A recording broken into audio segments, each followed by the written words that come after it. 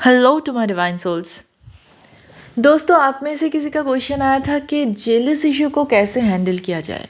ये टाइम पे बहुत ज़्यादा जेलसी इशू सरफेस हो रहा है, तो विच इज़ अनकंट्रोलेबल। तो पहली बात तो मैं आपको ये बताऊंगी कि किसी भी चीज़ को कंट्रोल करने की कोशिश मत कीजिए। जो भी आ रहा है उसको एज अ विटनेस जानिए और उसको जाने दीजिए। जब आप उसको जानेंगे तब सजगता से आप उस चीज़ को पूरा भोग लेंगे, तो उसके साथ आपका कर्मा नहीं बनेगा। बट जब आप उसको पॉजिटिविटी के आड़ पे छुपाने की कोशिश करोगे तो वो और भी ज़्यादा उभर के बाहर आएगा। तो इसीलिए जो जैसा है उसको वैसे ही जानिए। मोस्ट ऑफ द टाइम हम गलती क्या करते हैं कि कोई भी सेंसेशन हो रहा है, कोई भी इमोशंस हमारा रिसर्फेस हो रहा है, तो उसके साथ एक बॉडी में सेंसेशन होता है।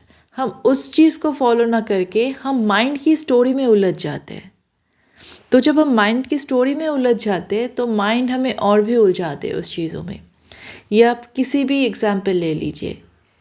आपको दर्द हो रहा है तो माइंड उस दर्द के साथ एक इमेज क्रिएट करेगा, और वो इमेज में जब मोशन देंगे आप विथ योर एनर्जी, तो वो बन जाएगा इमेजिनेशन। और जब हम उस पर इमेजिनेशन के साथ हम बह जाते हैं तो हमारा सफरिंग बढ़ जाता है, उसके साथ हमारा कर्मा जुड़ जाता है। पर जब हम उसको बॉडी के एक सेंसेशन है, गुस्सा आ रहा है वो एक सेंसेशन है, जेलसी आ रहा है तो बॉडी में किसी भी पार्ट में कुछ सेंसेशन है, तो जब हम उसको ऐसे जानेंगे तो देखेंगे कि धीरे धीरे धीरे धीरे करके वो सेंसेशन बॉडी से निकलता जाएगा, और जितना वो सेंसेशन निकलता जाएगा उतना हमारा वो इमोशन भी ख़त्म होता जाएगा। ठीक है, ये तो क्या पहली बात। सेकेंड बात, हमें ये समझना है कि ये जेलसी इशू आता कहाँ से है।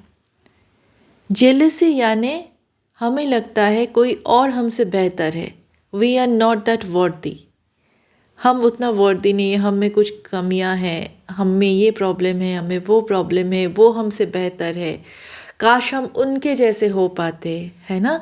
तो बैक ऑफ द माइंड यही स्टोरी क्रिएट करता है माइंड, और हम उस स्टोरी के साथ उस भावनाओं में बह जाते हैं, उसको ही सच मानने लगते हैं, जबकि वो सच है नहीं।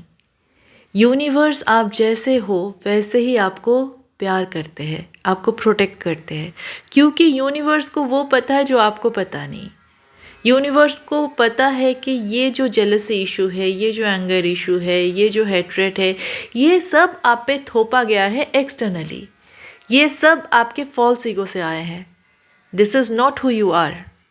इसको एक एग्जाम्पल के साथ समझते हैं। This is my favourite example. दो बलून ले लीजिए, एक रेड और एक ब्लू।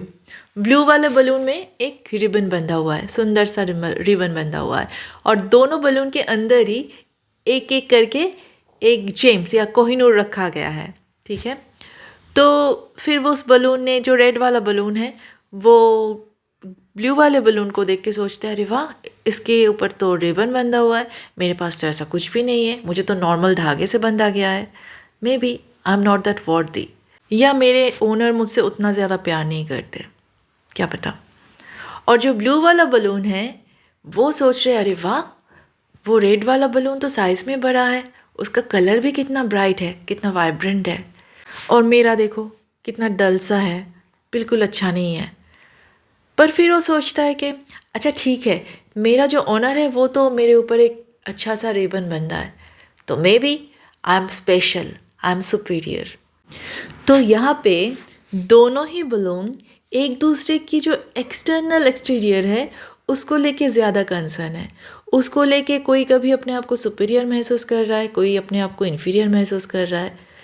बट उनके अंदर जो कोहिनूर है वो दोनों का ही सेम है, और एक्चुअल जो ओनर है उनका जो मकसद है वो कोहिनूर से है, उनका एक्सटर्नल रंग रूप से नहीं है। और हम इंसान भी ये चीज़ भूल जाते हैं। हम इंसान सोचते हैं कि बाहरी खुशियाँ, बाहरी दिखावा, ये सभी मैटर करता है, और हम सभी एक दूसरे की जो फॉल्स सेल्फ है उसके साथ ही कंपटीशन में है, जेलसी में है। हम जितना भी नेगेटिविटी है सब अपने एक दूसरे के जो एक्सटीरियर है, जो ईगो सेल्फ है, ईगो के साथ ईगो का टक्कर है, सोल के साथ सोल का कुछ बहस है ही नहीं, क्योंकि कोहिनूर तो सबके अंदर है। तो यहाँ पे कौन किससे जेलस है, कौन सुपीरियर है, कौन इन्फीरियर है, कौन किसको हेट कर रहा है, कौन किसको प्यार कर रहा है, सभी ये एक्सटर्नल खेल है, सभी ये ईगो का खेल है। सब एक दूसरे की सरफेस के साथ टकरा रहे हैं और एक दूसरे से जेलस हो रहे हैं या इन्फीरियर फील कर रहे हैं। और जिस दिन ये ईगो का लेयर हट जाएगा उस दिन हम देख पाएंगे हम सबके अंदर एक कोहिनूर है। यहाँ पे कोई हमारा कंपटीटर नहीं है, कोई हमारे लिए सुपीरियर नहीं है, किसी से कोई हेट्रेट नहीं है, किसी से कोई बहस नहीं है। We all are one. It's just ego को डिज़ोल्व करना है बस। बट यहाँ पे सबसे मज़े की बात तो ये है कि इंटेलेक्चुअल लेवल पे ये वीडियो देख के या किसी की बात सुन के आप इन्फ्लुएंस्ड हो जाते हो। माइंड सब आपको बोलता है कि हाँ हाँ मैं समझ गया, मैं तो ऐसे हूँ, मेरे साथ तो कुछ ऐसे कुछ है ही नहीं, सब तो एक ही है।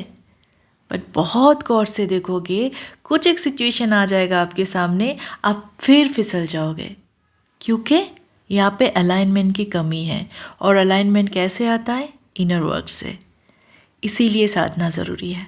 जब तक mind, body and soul alignment में नहीं आएगा तब तक हमारी ईगो हमें मैनिपुलेट करता रहेगा।